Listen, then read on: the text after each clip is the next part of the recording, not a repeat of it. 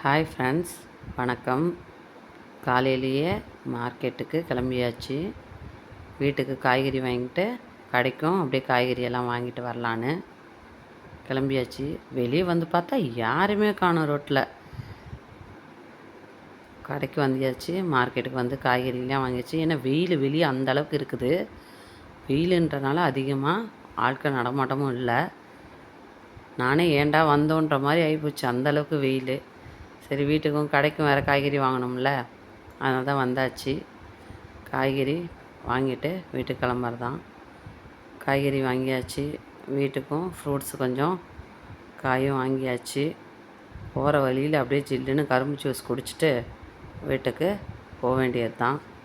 அந்த அளவுக்கு வெயில். இந்த மாதமே இந்த வெயில் அடிக்குதுன்னா அடுத்த மாதம்லாம் பயங்கரமாக இருக்கும். வீட்டுக்கு வரும்போது அப்படியே பசங்களுக்கும் வாட்டர் மெலனும் கரும்பு ஜூஸும் வாங்கிட்டு வந்தேன். பசங்களுக்கும், ஏன்னா வீட்டிலையே இருந்தாலும் அவங்களுக்கும் உடம்பு வெயிலில் கொஞ்சம் இதாக தானே இருக்கும்.